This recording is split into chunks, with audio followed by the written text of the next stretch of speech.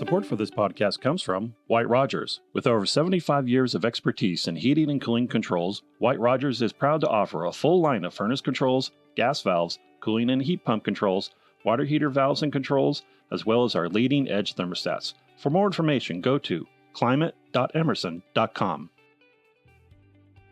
As adults, we spend between 40 and 60% of our times on this planet doing things we have to do, whether it's working or commuting or running errands or whatever the case is. And James has spent his whole life in pursuit of bettering people. When him and I met up, we were like, we don't want to do this if we can't be happy doing it, right? Yep. We want to have a good time doing this.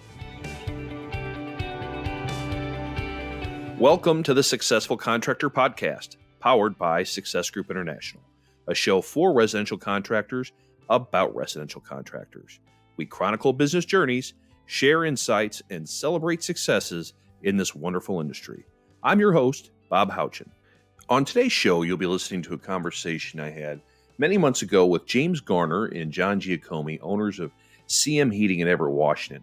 Originally, I recorded this to be a simple interview meant for a Compass Magazine feature, but the interview was so good I had to share it with you, our podcast listeners. In 2019, James and John grew CM Heating very profitably from $7.2 to $11.4 million. But that's not the only reason why I find them interesting. It's also their approach to business. They both see CM Heating as a way to truly impact the lives of their team members, customers, and community. In fact, as you'll hear, they strive to become the Disney of HVAC. Let's take a listen. I hope you enjoy. Good morning. Hey, first and foremost, thank you so very, very much for your time. I know, I've heard a lot of great things about what you guys are doing, so I'm very excited to learn your story and what you're doing on a day-to-day basis. I guess first things first, just before I get into your background, your backgrounds, wanted to kind of get a scope of the business and how you structure things a little bit. So now you guys, are you completely 100% residential service, or do you do any commercial, or is it 100% residential? Yep, 100% residential retrofit. Awesome. All right, and then let's start from management on. Well, I hate to say on down, but what's your management team look like? So James is the president of the company. Uh-huh. I am serving. This is John. I'm serving as general manager. Okay. We then have a service manager, an install manager, and a customer service manager. Okay. And then their respective departments fall in line below that. Okay. No sales manager? You kind of take that? I'm taking that, yeah. Cool. Very good. In terms of sales, do you guys believe in selling techs? Do you do like comfort advisors, salespeople, a mix of both? What do you guys prefer to do? We do a mix of both. Primarily, our sales are done through sales advisors, dedicated sales advisors. Okay. But we've had some really good luck recently with selling technicians as a concept. Cool. How many advisors do you have? We have 4 full-time advisors and then 2 other people that sort of dabble in it. Cool. And amongst the service technicians, are they? I'm assuming, are they split up in the maintenance service, or you just kind of give the maintenance to the younger guys, or how do you break up that department?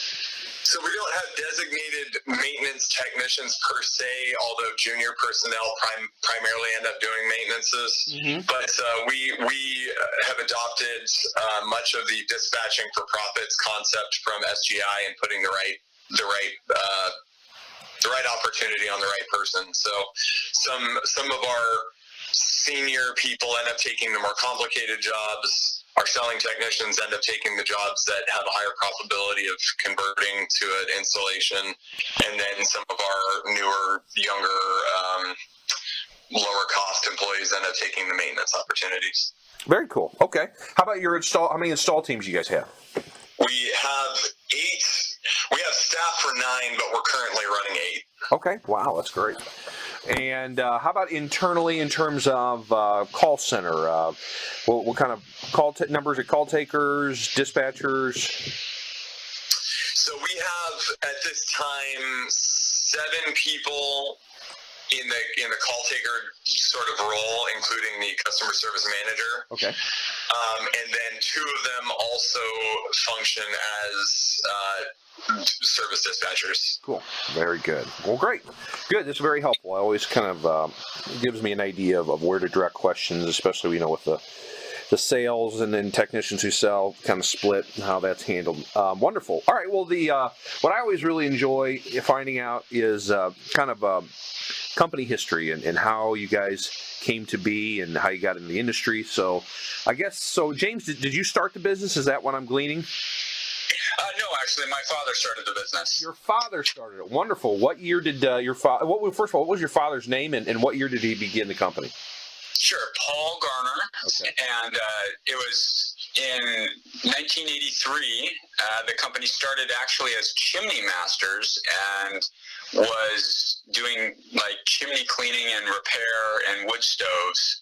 And then branched into gas fireplaces and then HVAC starting in the late 80s. Very interesting. I've been doing this a long time. I haven't heard many people move from that industry into this industry, but that's compelling. Okay, was it just, I guess, he saw a need for it and decided to learn it and get licensed, and there you go?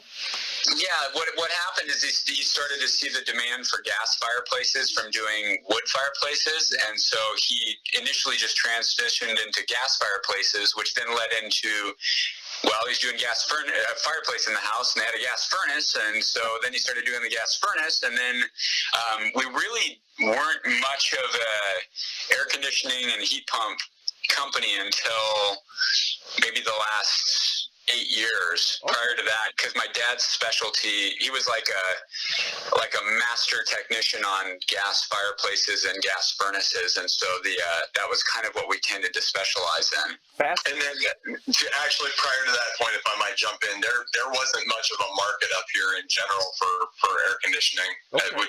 Washington markets at Western Washington anyways, pretty mild summers, and only recently did that become in vogue. Okay, that's interesting. So the company was originally Chimney Masters, and now it's CM Heating or Comfort Masters. So is that correct? I have the transition correct? Yeah, he changed the name when he started doing HVAC and just took the C and the M. Yeah. Yeah. Very cool. All right. James, when did you get sucked into the old business? I guess as a young man, were you working with Dad, or did you stay away from it and felt compelled to come back to it at some point? Yeah, I stayed away. I was involved mostly in the nonprofit sector as in my youth. I would work for the business part time, and then I worked at my church and did a lot of those kinds of volunteer or nonprofit activities. And then once I got into my mid-20s, I was getting ready to start a family, and so got involved in the business and took over pretty quickly as the general manager, because my dad was kind of your classic technician turned owner, where they don't really want to do the manager owner stuff. They mostly like the idea of owning a company, but what they want to do is work with customers and fix things. Yeah. That kind of, yeah. But good for you. You noticed that you could maybe help him in that area, and you realized he needed help in that area. So, all right. So as you transition into in the heating and then in air, how did the business grow? Is it always? I know you guys are sizable now, but where was it? I think you said 8 years ago you really started to get into that. Yes. So 2009 was my first year running the company. When I took over, we were at 1.5 million. Okay. So 2008 was like a $1.5 million, and we'd kind of been at that level for a while. Okay. And we grew a bit, up to 2.2 over the next couple years, but we were still kind of operating on that other business, the technician turned owner business model, where it was kind of the hub and spoke system as opposed to like the organizational model, you could kind of draw it as like him in the middle with little spokes going out everywhere, and then it became kind of him and me in the middle with spokes going out everywhere. So that was kind of, and that really hamstrings you as an organization. You really can only grow to the capacity of what one or two people can divert their attention to at any given time. So, we kind of rolled like that for a little while, and then in 2012, he had an accident. He was helping his best friend paint his house, and he fell off the roof. And he spent a couple weeks in intensive care, and he passed away. Oh my God, I am so sorry. Yeah, it was quite a shock too, because he was a very vital and energetic person, and so that it was a shock to everybody. But so when that happened, things had to change quickly, because he was our primary salesperson before that, and so that the company really shifted at that point from kind of being the Paul Garner company to where I needed to start implementing industry best practices and stuff, because I was not him, and I couldn't have operated the business the way he did, because I didn't do the things he did, and so I was more inclined to, he was more kind of that technician turned owner, but my mindset was a bit more on the let's read about industry best practices and try to implement them kind of a viewpoint. And so we hired our first true salesperson right after that, and then the company started on kind of the new path following that. It was certainly a challenging transition for that next year or two, but by the time we came out of that difficult transition, the company had kind of morphed into the beginnings of what it is now. Interesting. Very interesting. All right. Before we keep digging on that, I want to get John's background. So, John, when did you start with CM Heating? And actually, but even before that, how did you get into the industry? Well, the industry was sort of a chance encounter. Prior to this, I've been with CM Heating for almost 6 years now. Okay. But prior to this, I was working for a building maintenance / elevator repair / electrical company down in downtown Seattle metro area, and was working fairly comfortably there, but there were some ideological differences between myself and the VP of the company, who was the owner's wife, and I kind of was in a funky position there as the middleman between some arguments between the president and the vice president, which was very interesting. Yes. Yeah. And so I started looking, and James undersells himself a lot, which is very attractive trait, honestly. But when him and I met for the first time, I could tell that things were a bit different here. I could tell that the motor was running at a different idle than it might be at your average heating or contracting company. Mm-hmm. James, as he mentioned, came from nonprofit, and I think that same sort of care and heart that somebody would need to be in that sector was driving this company more than profit or churning out as much money as you can per man hour and that kind of thing. That's cool.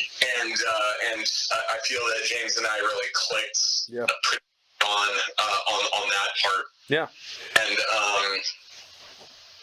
And so that was my entry to the company. James and I happened to click real quick, and thankfully I was granted an opportunity to come and work for him. Did you answer an ad, or how did you guys connect? Oh yeah, just ad through Craigslist. He answered an ad for a service manager. Okay, for a service manager. That's going to be my next question. All right. James, when he's talking about the hub and spoke thing, I mean, that was really the reality. He was first guy in, last guy out, 6 days a week. for a long time. I mean, even after I started working here, he was bearing a pretty heavy burden. Right. And I think that my position here probably came out of necessity just because the days weren't getting any longer. Right. All right. So you said 6 years ago. That's about 2013. Let's see if our records are right. You guys joined us in December of 2017. So Correct. Talk about those kind of 4 years in between. You said it got up to about 2.2 million or so. Did you guys get up to about 5 million by the time you joined us? Is that accurate, or did I misread that somewhere? Yeah, what happened is that we were into the end of year 2017. We're at 5 point something ish. Okay. Yeah, because what had happened is before John came, I got us from, it was 1.5 when I started. I got us up to about 3.5, and then I would kind of stalled out at that level with my, we had that's where my stuff kind of stalled out, and I needed more help to be able to move past that point. And so that's where John stepped in. And once he was in, he rapidly, right away, cleaned up our online reputation management, which is something that I had like kind of given up on Yelp, and their algorithm drove me crazy, and I was just like, you know what, I'm done with this. I'm not even going to worry about it. And so John came in and he was like, oh no, he knew how to handle all that stuff, and he jumped in and cleaned that up, and that made a significant difference right away. Right. You're not the only one that's given up on Yelp. Yeah. Lots of people that feel the same way. All right. Well, so very good. So you guys clicked right away. Just talked about, the revenue numbers are very attractive for sure. But how was I'm hearing the long hours. Well, how was the health of the business? Was it profitable? Were you making 1 or 2 points on it, or were you making a good profit, but you're just tired of working constantly? Kind of, what led you to us? Well, so I'll say modestly profitable up to that point.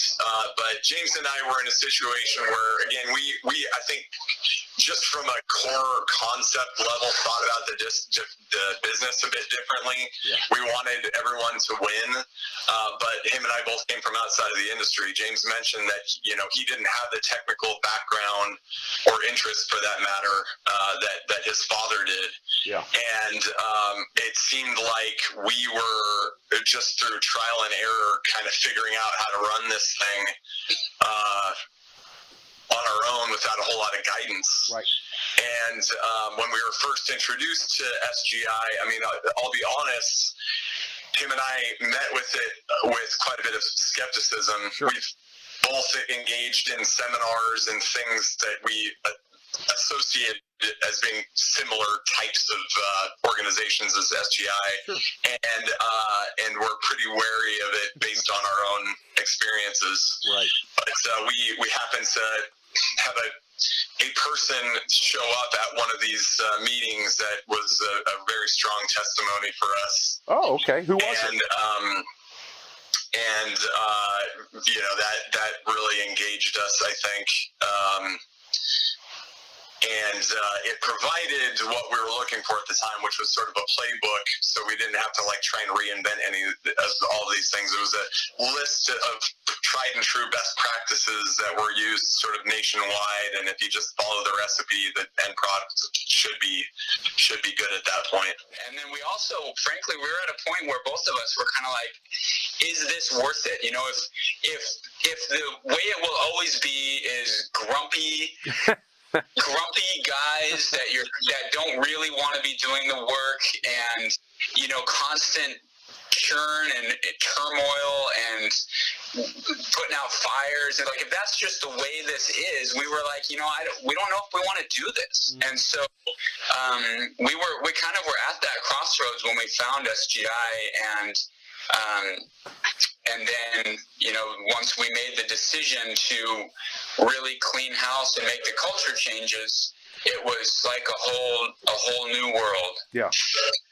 That's awesome. That's fantastic. So it starts with, obviously going to executive perspective. So you guys join, you fly down to Dallas, a couple weeks after, a month after? How soon? Yeah, I flew down early January, I think January. Yeah, January 2018. Okay, very good. And what were your takeaways from that, almost week-long event? Were you overwhelmed, or you're like, okay, we do a lot of this stuff, but here's a few things that we definitely don't do? Did you leave with a list of things you wanted to accomplish from that event? Yeah, well, first of all, and I don't want to say, you might have to either exclude this or temper it so it doesn't get to the guy's head, but yeah. Michael Zeller was very impressive to us right away. Uh-huh. And so I will absolutely temper it. I can't tell Michael. Yeah, I don't want it to come across as a puff piece or anything, but Zeller was impressive to us right away. Yeah, and the way he just talked about business really made sense, and it jived with I think the ideals that James and I had approached doing business with. But one of the biggest takeaways is like, oh, hey, look, I'm in a room full of 50 other people right now. We're not alone. Yeah. And a room full of 50 in a network of 800 to 1,000 plus contractors at this point, yeah, who have all done these things and been successful. So it provided that breath of fresh air, oh my gosh, you were on the right path, pretty quickly on. And then we developed a list of what were EP is meant to be an introduction to this whole system. Yeah. But there's something about just having it presented to you in such a way where they've got data to back the success of it, where you're like, this is all common sense stuff, yeah. But we haven't been doing it, right? It's unapplied common sense. And so culture things like, maybe our technicians shouldn't be smoking on the jobs. Maybe our technicians should be wearing uniforms. Things like that. Yeah. Maybe we should be paying attention to how happy our people are. Mm-hmm. Not that we weren't before, but we were always at a challenge of how to do these things. Yeah. And so we came away with a very long list of bullet points of things to employ and started chipping away at it. Mm-hmm. And began to see incremental success throughout 2018 and really a big surge this year. Yeah, that's what I've heard. Before we dig into the success a bit more, let's get a little more granular with some of the changes. I mean, you mentioned some of the immediate ones we always hear about. Image. So you guys were not wearing uniforms before. You guys were just wearing jeans and a t-shirt or a sweatshirt, or what were they doing? Ish. Well, so we were wearing uniforms, okay. And depending on what department we're talking about, okay. We either exceeded or met the sort of status quo for our market. Yeah. But the status quo for our market is fairly low. When we go to dealer meetings or trainings that are hosted by our distributors, those sorts of things. Yeah. The status quo is pretty bad. People that I wouldn't want working in my house, people showing up to jobs with their shirts covered in mastic and silicone and stuff, yeah. And showing up looking like they had just gotten done working somewhere else. Right. We probably met that. Again, I'll be honest. I was the t-shirt and jeans guy for a long time. Sure. I've got tattoos down my arms and stuff. And, if the general manager is setting that tempo, everybody else falls in line.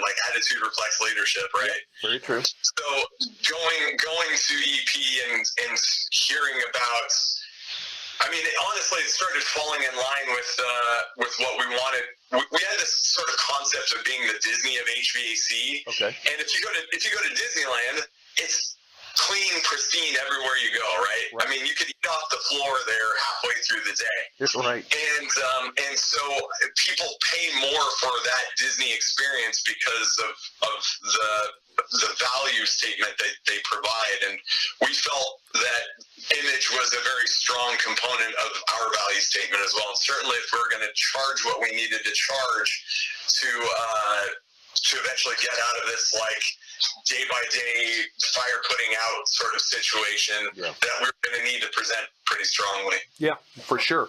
Any other value components? Because, the big thing we always hear with EP is there's two things we want people to get out of it. Is, hey, you need to increase the value and you need to increase your price. So, you talked about uniforms with that value. I mean, was there anything else that you were like, we need to improve this so we can charge this? Uniforms, I mean, I guess you guys already had a call center in place. You were answering calls as they came in. Guarantees, anything get changed in that regard where people go, oh, yeah, I see the value in CM heating, and I know why I'm paying more for a system versus, Joe down the street. Yeah, the SGI guarantee set for airtime was something that we deployed pretty quickly to the satisfaction guarantee, no hassle guarantee, no lemon guarantee, and down the line. Yep. We felt those were pretty compelling. And then so we put those out pretty quick and made a modest price adjustment at that time. Okay. And it wasn't really until this year where we're like, look, we could our closing percentages are higher than they've ever been. We can charge more than we currently are, and we made a much larger price increase this year, which is led to both top line and bottom line growth. I'm just trying to jump around on some of the basics we always talk about. Straightforward pricing, did you put that in place for service? Yeah, we did indeed. Okay, how was that received by the team? I mean, were you using a flat rate guide at some point before then, or were you doing T&M, or what were you doing? We were doing TM, and actually, I think the transition was pretty easy for us when we went straight forward. I mean, it's TM. Time and material. Sorry, just a moment. Well, we were using a calculation that roughly equated to time and material, where it was it was like home cooked. Yeah, home cooked flat rate, but we were doing it per repair, right? We would line out with the valve costs and then how much time, and then there was like a computer that we would put things through to get our pricing for it. So basically, every time we went out to a job and performed a repair, we had to price it individually, and then we didn't really think about it until after we implemented straightforward pricing, but a customer is unsure about how these things go. There's a reason people get so many quotes and are so skeptical of doing contractor work is that you have no idea what sort of markup this person's putting on things or how much money they're adding in so that they get a bonus or whatever the case is. And I mean, every transaction we were doing was that, basically. Yeah. We priced out every single service job individually, whereas when we employed straightforward pricing, the price is right there. We give you the price instantaneously. It's black and white. There's no modification of the price unless we're reducing it because you're on a club membership. Yeah. And then on the part of the technicians, like, they don't have to do any sort of computing or have that awkward conversation with a customer. It was a very nice concept.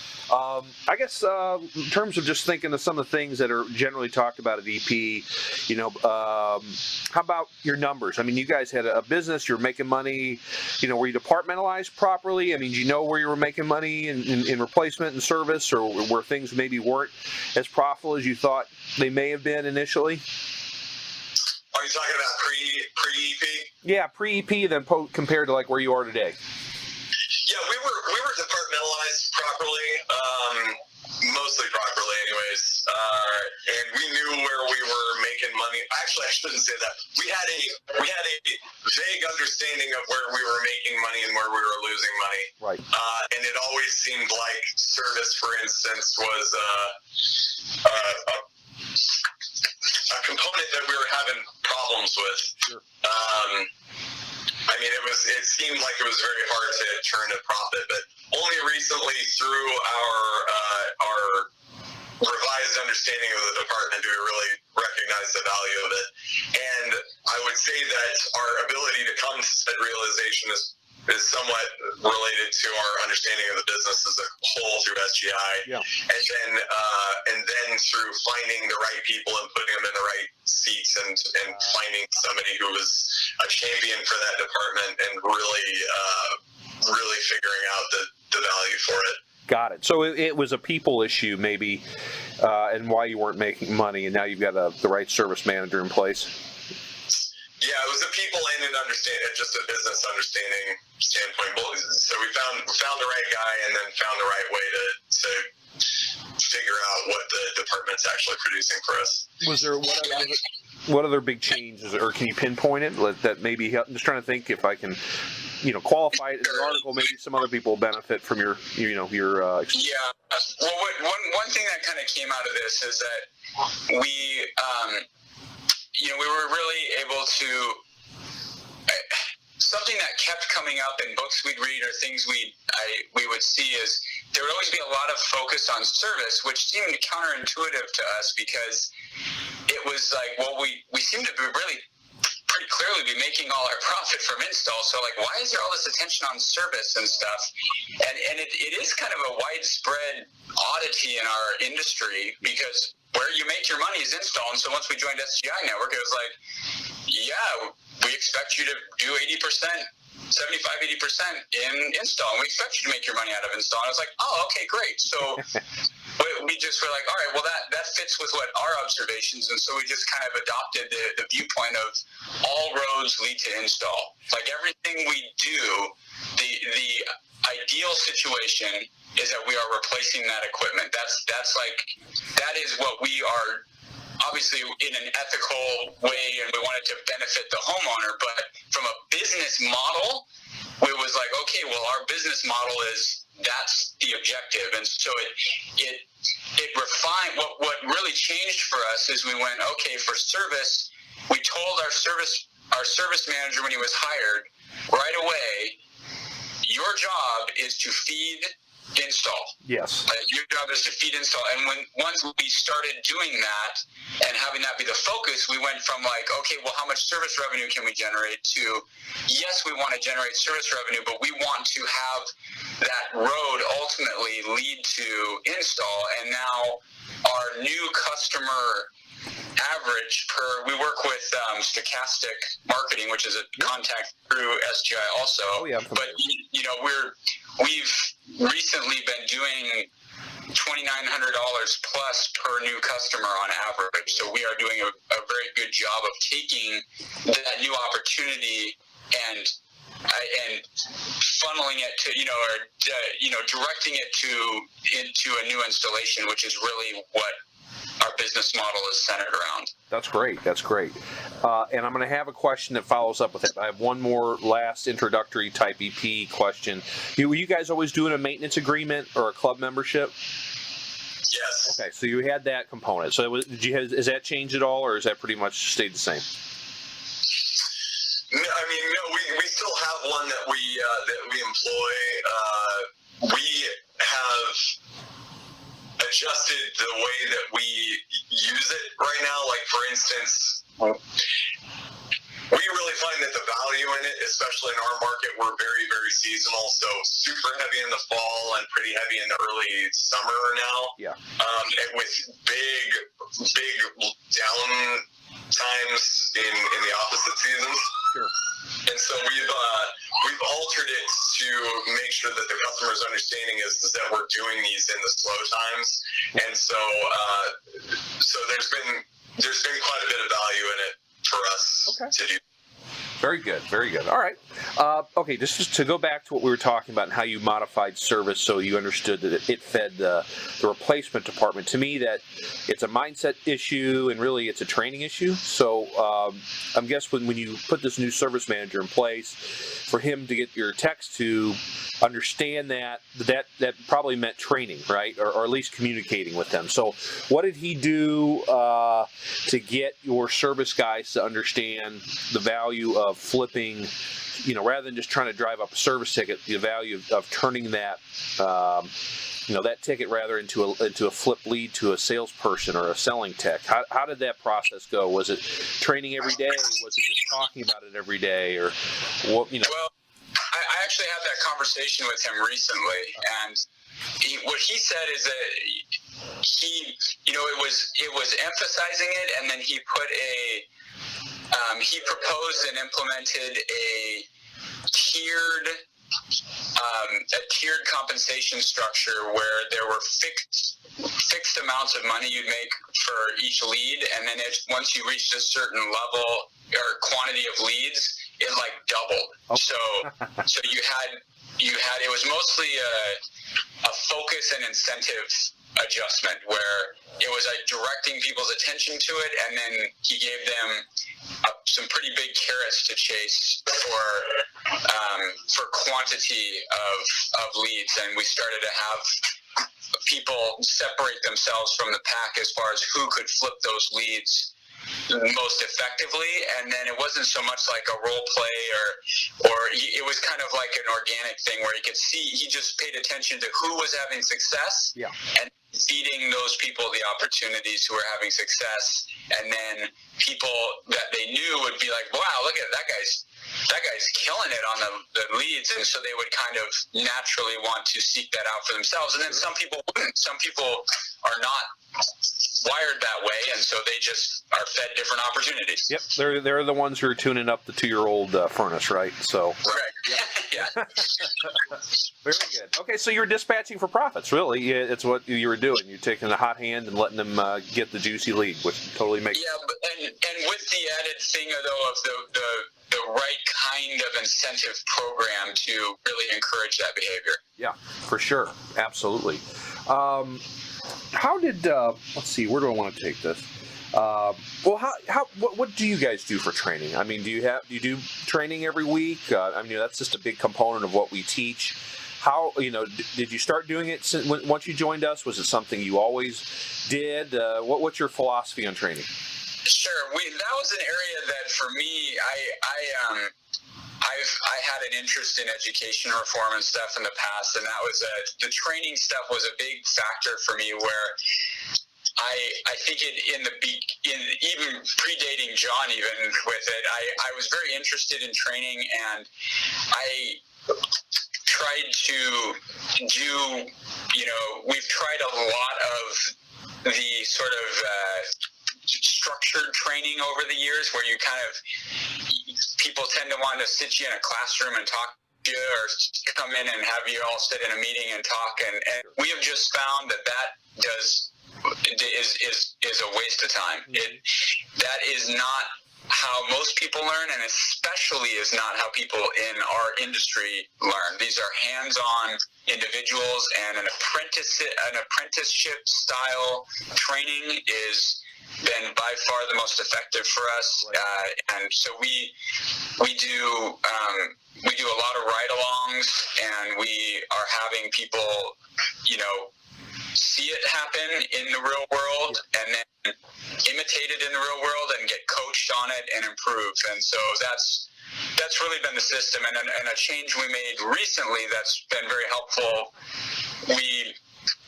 In service, we have a field service manager now where our service manager is not technically trained, and so he handles the administrative and leadership and coaching stuff from like a selling and kind of process, and then we have somebody working in the field. That's great.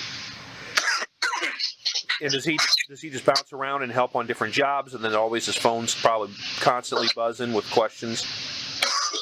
Yeah, so his actual job duties vary day by day, but for instance, if we have a new technician, he would be riding with the technician and focus on them. Otherwise, bounce to difficult jobs where people need help, or focus on one particular technician for the course of a week or whatever to enhance a certain skill set. Right. So, furnaces tend to be one of the easier things that people pick up on, and once once they get familiar with that, somebody who might want to graduate into a refrigerant system, then he would spend some time with them to dedicate it. Got it. So the guys that have been with you for a while, like you said, you've got a handful of techs that are good salespeople now. Do you do anything with them? Do you guys get together at any point to kind of talk and trade notes about, okay, this is working for me, this is working for me, or how do you handle this type of a situation where a customer says, oh, I want to get another bid? I mean, do you guys do any kind of meeting about that? Oh yeah. So as far as meeting and stuff, like, I don't know that we call them dedicated training, but meetings, we huddle and meet all the time now. We have a full company meeting at least once a month. We have a departmental meeting at least once a week, sales department meeting once a week. And so we discuss strategy and stuff and those things quite often. I will say that James and I both agree that classroom-based training is not ideal for the development of people, but the SGI sales consultant class and that whole process, the SGI sales process, is worth the price of admission on its own. That's great. That has been amazing for us. That's great. Well, so I mean, what happened was that I went down and we tweaked it a little bit to match our own company branding and strengths. Yeah, sure. And then I have been mentoring people as they come in, but that whole process has been amazing. So what is your recruiting, what does your interview process look like, so you know that you find the quality people that want to deliver value versus just someone who's a huckster and wants to sell really quick? I mean, do you use any kind of a personality profile, or how many rounds of interviews do you guys do? Would you mind kind of outlining that? Yeah, so this may be a little bit against the grain here, but the more we refined our recruiting process, the more we've realized that hiring a lot of the time is guessing. Yeah. I'm sure many of your people you've talked to have mentioned that finding talent in their markets is difficult, especially labor talent. People are actually producing. 100%. Yeah, and so when we put ads out, we do a good initial screen of what a candidate's experience appears to be, and then meet with them with the intent to first figure out if they are not an evil person. Like, with the intent to first figure out if this person could fit at the Disney of HBC. Right. Could fit at, in an environment where we put culture basically above all else. If you fit the culture, we'll figure out a way to make you work. Right. And once we have satisfied that requirement, we put them in a position that matches their skills and their interests and groom them from there. But the interviewing process, the initial screening and stuff, outside of just a core understanding of what this person says their experience is, and getting some basic understanding of it through questions that might not be answerable by somebody who didn't have those core competencies. Yeah. Outside of that initial screening, it's all based on whether or not a customer would want to hang out with this person. Yeah. Okay. And that's all done in that initial screening, and you can figure from there you'll extend an offer. Depending on the person, depending on the person and the position, we may do multiple interviews. But many of our technical positions, we're a growing company. We need the talent, and if we think somebody seems to be a good person from a culture standpoint, we will give them the opportunity. If they need some training and are open to it, we are very, very willing and able to invest in the success of our employees. And if it doesn't seem to be the way it appeared initially, and perhaps they don't fit the culture, and there are plenty of opportunities for somebody who's a good performer who may not be a good culture fit for us. For sure. So most are the majority of the people that are coming aboard are from outside of the industry? I think there's a fair blend at this point, especially in our install department. One thing that we noticed was when we started focusing on culture and being this super happy place to work, was that our talent pool suddenly got much larger. Like it used to be so difficult for us to find people, right? And now we find good people pretty regularly, and have to enhance our screening process and just pick the cream of the crop, which is a excellent problem to have. That's awesome.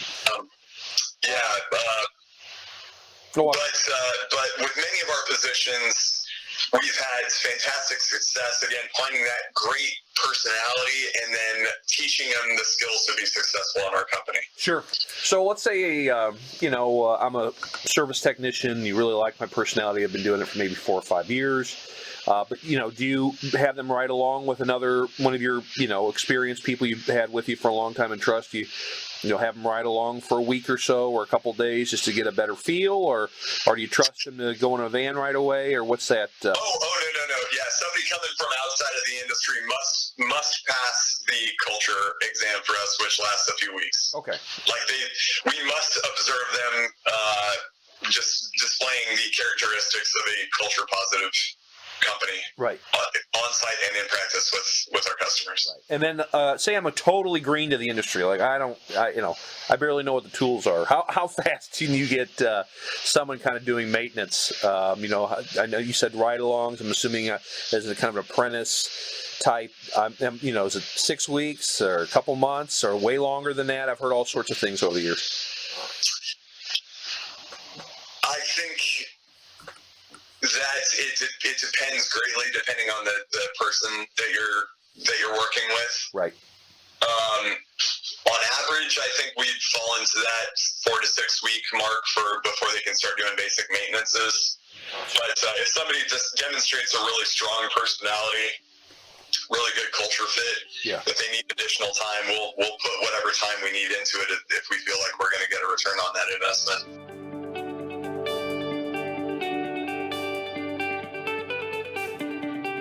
Support for this podcast comes from Minuteman Press to Pair. Minuteman Press to Pair is a complete marketing service provider offering professional design services, complete mail services, variable data printing and digital publishing, as well as traditional offset and on-demand digital printing. Our professional staff is happy to help manage your project from design through production and on-time delivery. We've worked directly with SGI since 2001 and specialize in marketing your business. For more information, go to depair-minutemanpress.net. Welcome back to the show. We talked to James and John of CM Heating last about how they recruit and train. And during the rest of this conversation, we'll talk about some of the fun activities CM Heating does to foster culture. And we'll see what James and John see in the business's long-term future. Let's jump back into the conversation. We talked about performance, and I want to get into kind of how you guys manage performance, but before we get a little more in depth in that, a big part, we talked about, compensation, how you compensated service guys for flipping leads. But a lot about, what we talk about at SGI is like, you got to make sure everyone knows where everyone stands in terms of their numbers. Did you start using scoreboards to kind of create that gentle pressure of a performance, or, do you do that? Do you not? One of the concepts that we got through both SGI and a good little book / parable called The 1 Minute Manager, which I'm sure you're aware of. Absolutely. Is setting clear expectations and giving immediate feedback. Yeah. And so we have, depending on the department, a version of basically a straightforward compensation structure with a straightforward understanding of why somebody is making what they're making. Okay. So as a for instance, we're big dorks here, by the way, so you'll have to forgive some of the dorkiness. That's okay. I haven't picked that bad, but yeah, okay. For our install department, we We have a program called the D&D program, like Dungeons and Dragons, but instead it's Daikin and ductwork. Okay. Which is weird because we don't sell Daikin anymore. But anyway, we basically every person gets like their own character sheet. Okay. And there's a list of different skills on there. Which can either be technical skills, so for instance, like brazing or fabricating sheet metal transitions or blah, and then another section for soft skills like customer interactions, appearance, driving, and so on. Yeah. And people are given a grade between 1 and 5 on these things. 1 basically meaning you can't do it at all. 5 meaning you can do it to a point where you could train other people to do it. Okay. And so everyone is given one of these sheets and evaluated on a regular basis through our project manager team in the install department. And given based on the number of points you have, you're given a hourly wage. Your hourly wage doesn't go down; it only goes up. Okay. And if your points dip below a certain point where you're making, like your points level is showing a hourly wage below what you're actually making, we put together an action plan to get your performance back up to where you should be. Okay. Now, the benefit to that, especially in the install department, which drives our economic engine here, and was historically the department where we had the hardest time finding talent and finding and retaining talent. Okay. It created this ladder where if people understand exactly where they're at any given point in time and know exactly what they need to improve on to get whatever result it is, in this case money per hour, that people put a heck of a lot more effort into their own development. Right. And so we've had people that have come on that have been totally green to the industry, now perform at excellent lead quality level within a year of employment, where before, like, it took a very long time to develop. Honestly, we had very few people develop from assistants to leads. Yeah. And the people that did, it took them quite a bit of time. Whereas now, in a year, maybe a year and a half tops, we could put them on any type of job that the company does and expect good results. That's awesome. Yeah, and then so we've got a similar structure for the service department as well. So everyone knows exactly where they are at any given point in time. How often are they graded on this? Is it a weekly thing? Is it a monthly thing? Quarterly? So for the service department, it's done monthly. Okay. For the install department, it's live. So the second somebody's point value becomes worthy of a pay adjustment, it happens. Okay. So it's a living, breathing document at any given point in time. Wow.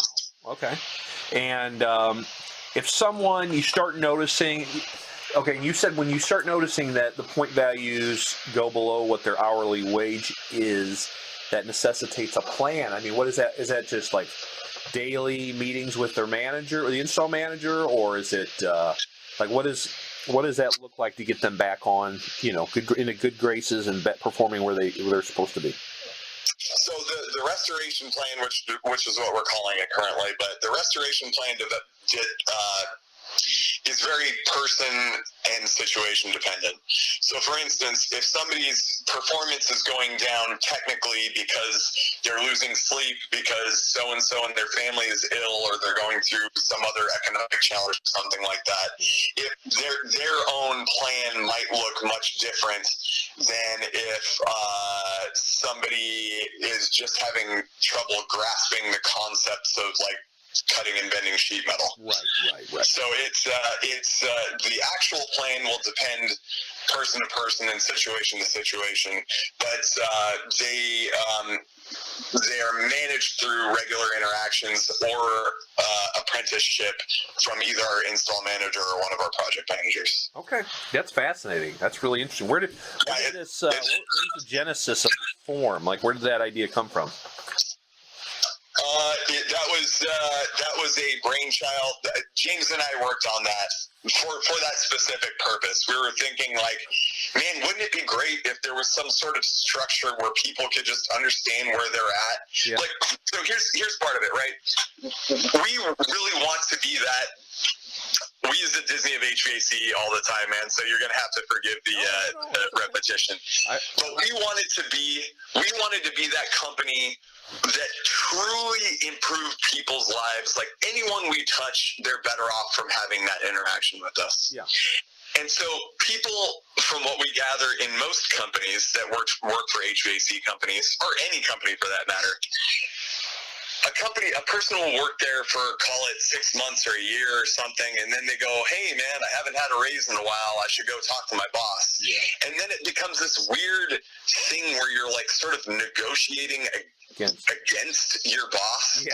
Like, hey man, I've been here for a year, look what I've done, I should be worth blah. And then your boss goes, oh, I don't know, I gotta watch the bottom line, maybe I'll give you blah. And then you end up meeting somewhere in the middle. Yeah. And it seemed out of alignment. Like those are opposing forces. Those aren't complementing forces. Yeah. So we wanted to figure out a way where we could turn the whole personal development and wage structure into something that was productive for both the company and for the employee. And that if an employee was the right guy, they would want to do better. And by doing better, they should earn a appropriate wage for their production. It's totally merit-based, right? Sure. And then that better performing person is going to turn out better product for us at a lower time on site with a lower percentage of callbacks, which will in turn generate higher profit for us. So we spent a lot of time calculating how we could do forms like this or programs like this for our employees so that everybody won. That had to take a lot of time. But it took some time, man. Yeah, it's paying off. It's paying off. While we just kind of are talking about compensation, then I want to get into something else. Your sales guys, are they all commission, or how are those guys compensated? Yes, sir. 100% commission. 100% commission. Great. And this Disney of HVAC concept, which I think is awesome because it's a good. It's a great idea. I'm sure. It seems to define your company culture. So, how did you? Because you said earlier, recruiting's gotten a lot easier because you're getting more and more people that are like, "Wow, this is a great place to work." So, how did that shift? Like, this is always my hardest question to ask because I never know how to quite say it. But over the last couple of years, what have you done? Is it just all this incremental change that's created a friendlier and a better business to work for? Or what are some things that really got people on board with, like, I really love working at CM Heating and I'm going to tell everybody I know in the industry that they need to come work here? So what created that? Well, there's a lot to it, right? So James mentioned that him and I, before we got involved with SGI, were at a point where we're like, do we even want to keep doing this? Yeah. Like, if... do you come from the trades by any chance, Bob? Not at all. I'm a rider by trade. That's my trade. Yeah. But I've been doing this for 16 years, so I have a pretty good flavor of what's going on. Yeah, so, I mean, if you just think of like a union, for instance, like your union sheet metaler or iron worker or something along those lines, it's real gruff and rough around the edges, and people curse at each other, and there's lots of yelling and finger pointing and stuff. Right. And, our technicians, by and large, seem to be cut from the same cloth. Mm-hmm. And I grew up in Southern California. My grandfather actually worked as the landscaper for Disney. Like he owned a company. Yeah. And so he kind of put a bunch of this fantastical crap in my mind that I've poisoned James and some of our other coworkers with. But as adults, we spend between 40 and 60% of our times on this planet doing things we have to do, whether it's working or commuting or running errands or whatever the case is. And James has spent his whole life in pursuit of bettering people. When him and I met up, we were like, we don't want to do this if we can't be happy doing it, right? We want to have a good time doing this, and in order to have a good time doing this, we must be surrounded by people who are having a good time doing this. And so we started focusing on the user experience for our coworkers here, as far as how people's journey within the company was rolling out. And we found that at the time we were very much meeting the status quo, which was burning people out until they have produced sufficient profit for us that they're now burnt out and could literally knock on any other door and make another $1 an hour somewhere else.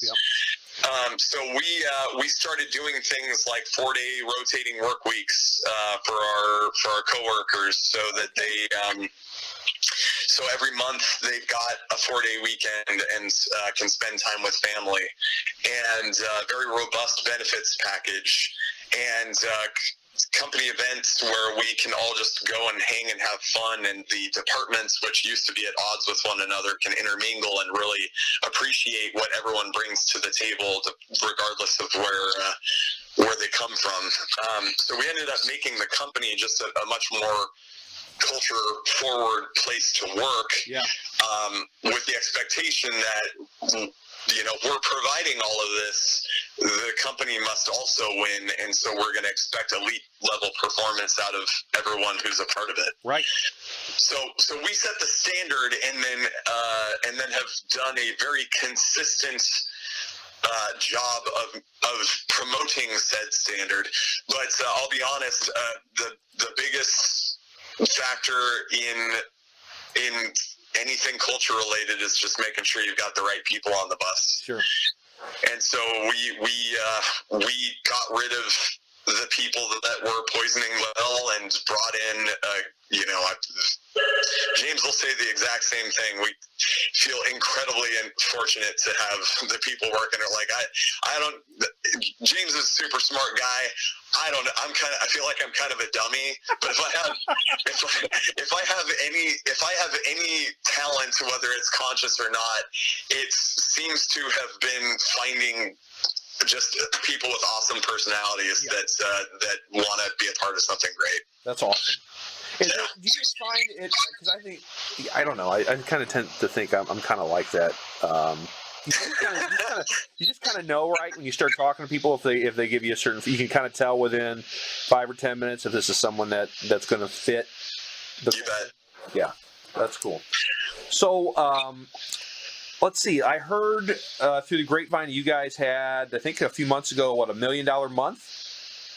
Yeah, we had our first $1 million month in August, and then have had a couple since then. That's awesome. And you guys rented out a theater, or you did something fun to kind of celebrate it, or what did you do?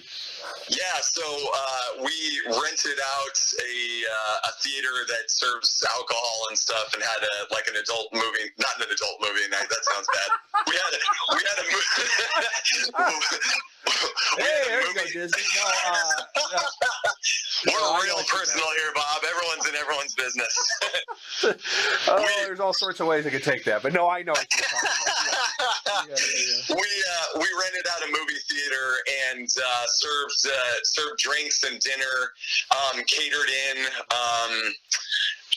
and watched the new Tarantino movie just as a group and stuff in a real social setting. Yeah. And just had a great time. And honestly, it was so cool. Just, we thought of it as for what these people have done for us collectively as a company, we felt like it was a pretty small token, honestly. Yeah. But just seeing everyone so jazzed, like, oh my God, I've never been with a company who's done something like this, man. I mean, it was so cool. Yeah. What are some of the other social things you've done? Because people are always looking for ideas, so maybe they read this and they'll steal one of yours. Is there anything other fun things you've done with the whole company? Yep. So barbecues, baseball games, football games, hockey games,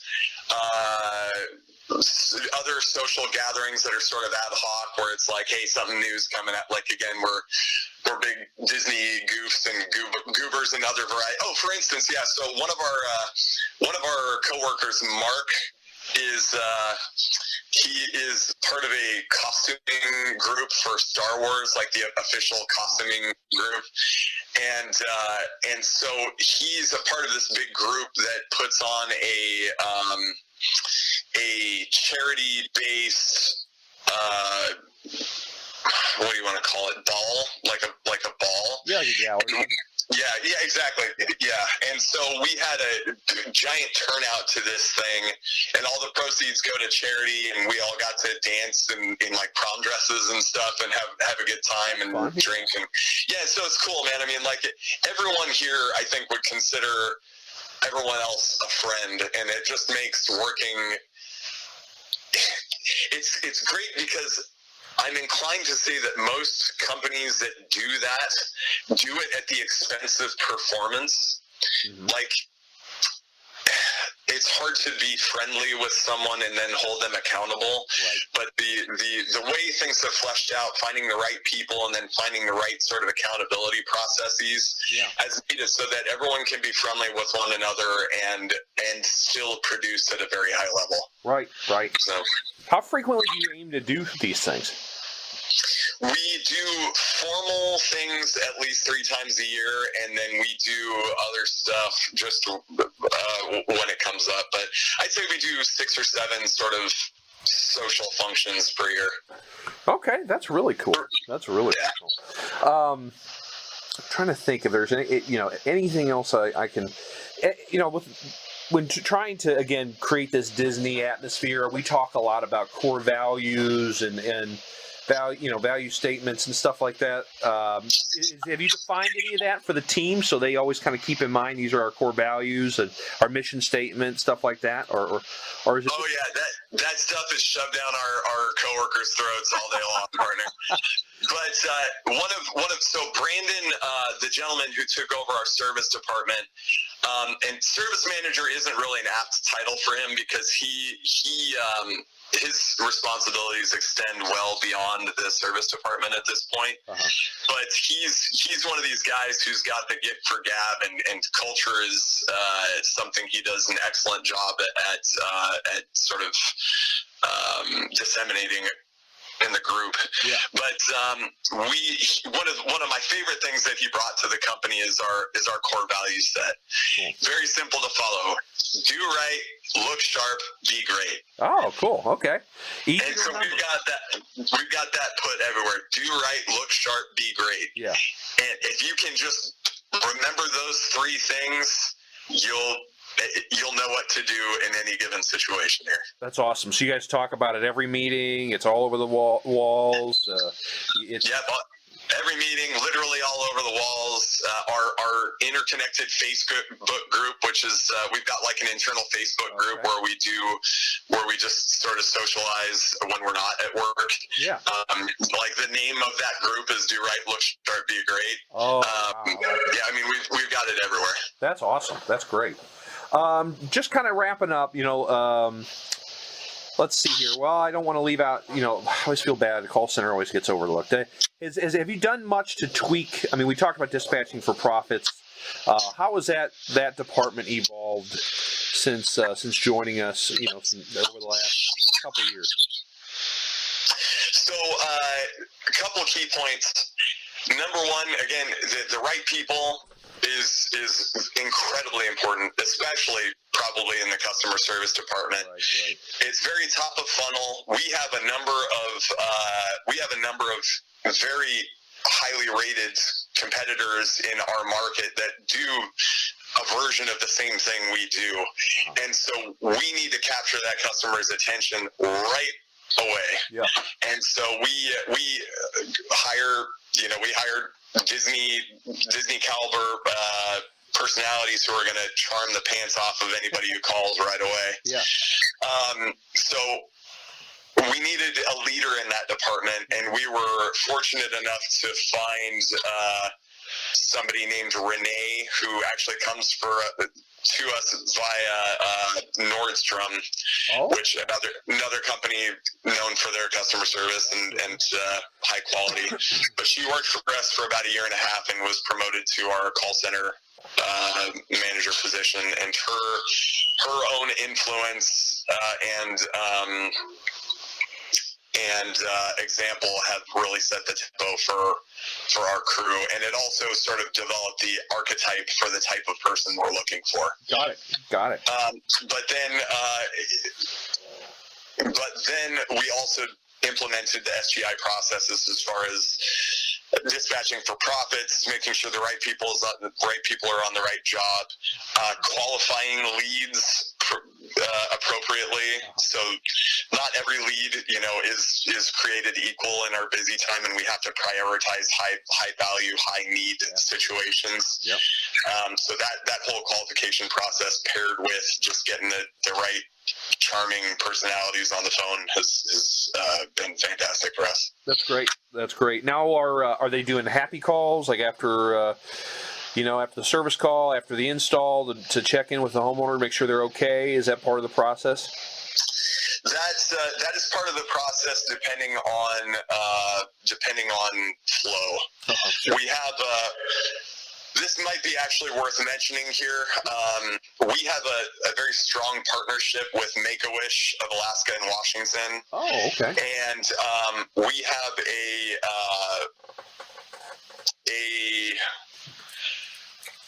partnership with them where it's several, like we make donations to them. Several of us volunteer, like I've been a wish granting volunteer for several years now with them. We donate our services as it's appropriate for certain jobs, like certain people who have mobility issues may wish to have like a hot tub installed, and we'll like do their electrical work for free or blah, blah, blah, blah, blah. Yeah. But a game changer for us has been our, I guess you would call it like a reputation partnership. Okay. Anytime we get a review of any star rating or anything like that, we make a donation to Make-A-Wish. What a good idea! And so, because of that, I've never heard that before.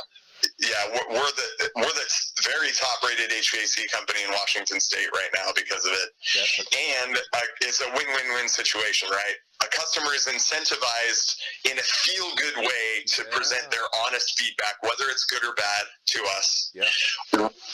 Most of those people who have an overwhelming positive experience with us, who might not have been inclined to leave a review before, now leave them. Yeah. And we get to donate to a great cause because of it. That's awesome. Well, so we've donated $50,000 at this point. Wow. Well, how much is it per review? $10. So right. Yeah. Holy cow. Okay. Yeah. That's amazing. That's a great idea. It's simple, but man, I've never heard that before. What a great idea. I love that. Yeah. And if you want to put in your article, if anyone wants more information on that specifically, I've got a nice network of Make-A-Wish through the United States, and I'd be happy to help get somebody started. That's been a game changer for us. So is the technician the one who's asking for the review then? I'm assuming at the end of the call there and informs the homeowner, hey, this is what we do with Make-A-Wish. We just appreciate your feedback. Or does because we were talking about your call center, or do they call behind and say, are they asking for the review? I just kind of want to know how you process. Several points of contact. So, our relationship with Make-A-Wish is present on our webpage, so it's immediately visible to most people who find us sort of organically. Anyways, we present it at the initial call. Our technicians present it at the end of the call, and then we send them a survey via Service Titan after the call is gone, so it eases the process for them to just go on and click. That's great. That's fantastic. Boy, let's see here. I guess, the one thing people love to talk about, I always kind of save it for last, but, you're growing, you guys have exploded, right? I was told you're going to hit 12 million this year? We'll land somewhere between 11 and 12. 11 and 12, that's amazing. That means you got to find calls for these people to run, right? To sell. I know you've increased your prices, so that helps increase revenue. But where are the increased calls? Is it just coming from the online reviews? Do you guys do a lot of calling out? So, anyways, where's the additional inflow of calls coming from? Most of the additional inflow of calls has come by way of our enhanced reputation. Okay. Like we have had a very modest advertising budget up until basically over the last couple of months here, James and I decided to pull the trigger and start advertising. Okay. But up until this point, I think we're spending less than 2% of our gross on advertising.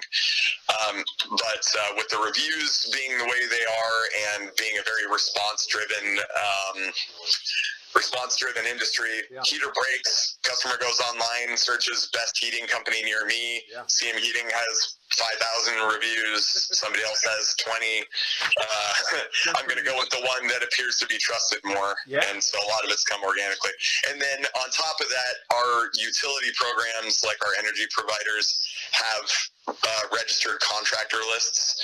And so we've climbed to the top of those lists as well, which generates more trust and more qualified leads to us. How do you do it now? How does that work? How do you get to the top of that list? It's done by volume of work. Oh, okay. So more people were finding us and doing business with us. Or sorry, I should say more people were finding us, and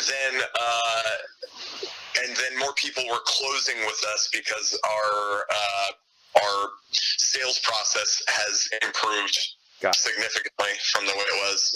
And we do more work that qualifies for their rebate program, which bumps us closer to the top of the list. We've actually been at the top of their list for 4 out of the last 5 years, but the last 2 years since we've been SGI partners, we've dominated it. We're doing what numbers 2, 3, and 4 are put together at this point. Wow, that's good for you guys. Good for you. Yeah. And numbers 2 and 3 are fed by Costco too. So holy cow! Yeah. Now you said you just pulled the trigger on some marketing. What are you guys looking to do? Are you working with someone? Or are you just kind of dabbling in it? We're working with a media group that was introduced to us through one of our distributors. Okay. And a lot of it is branding via TV and what's called over the top. So YouTube and Hulu and those sorts of things. Yeah. And followed with some modest social and PPC campaigns. We've found PPC to not be terribly effective in our market, but we've got a defensive sort of campaign going. Sure. Now, every market's different for sure. This is great. I guess just in summary, I asked James, I'll ask you, why are you, it's clear to see why you're excited about the business, but maybe in your own words, why are you excited about where you're going? Where do you want to go? Where do you want to see CM Heating? Just kind of want to put a bow on it and get your response to that.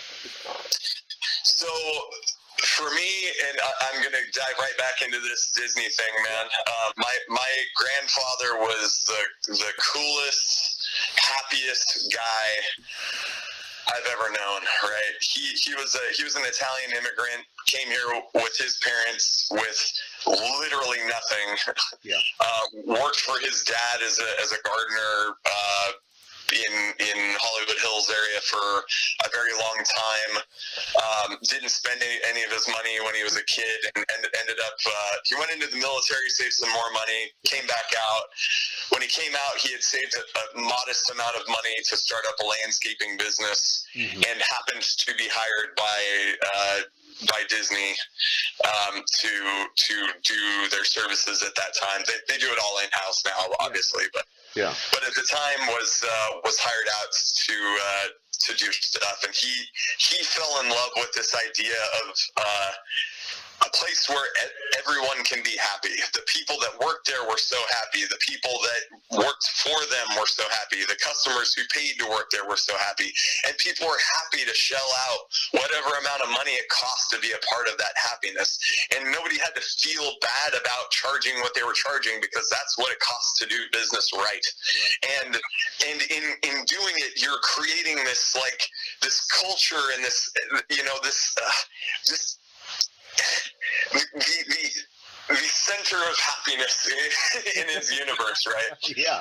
And so I, after I got out of the military, I came up north to be with some friends, and so the idea of pursuing Disney sort of left my reality. And again, I'm not a software guy, so it's not something I could do remotely. Yeah. So the idea of being a part of something similar, something that was just a truly great entity where everyone was happy working there, and it was like this sort of coveted thing to work for, where people were not only happy to work there, but like banging down your doors to work there, and customers were banging down your doors to give you their money and those sorts of things. Yeah. I feel incredibly fortunate to have found and surrounded myself with a crew of people who are making that dream a reality. We would like to be the dominant top-of-mind company in our market, for at least for HVAC, possibly for other home services as well. We want to be indisputably the choice place for anyone to work, and we want to create an awesome environment and family where people want to be part of that and seek us out, and we have to we have too many people trying to get in the door here, and so customers seeking us out for who we are, yeah. not just what we do.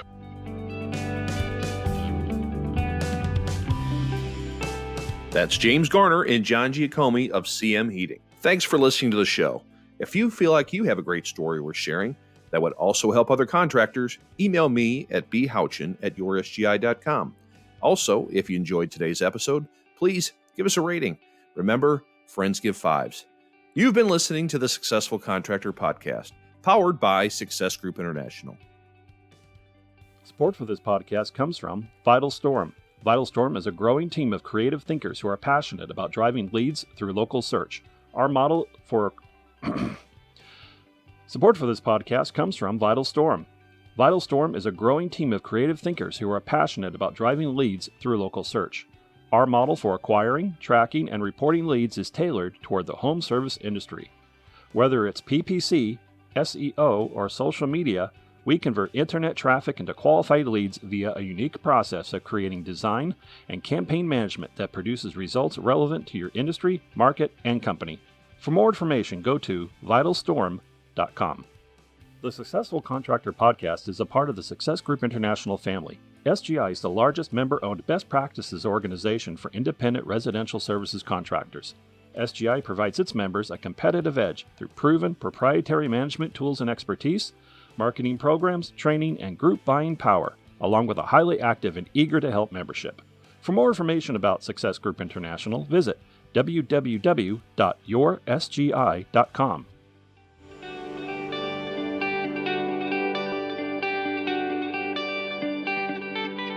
The Successful Contractor Podcast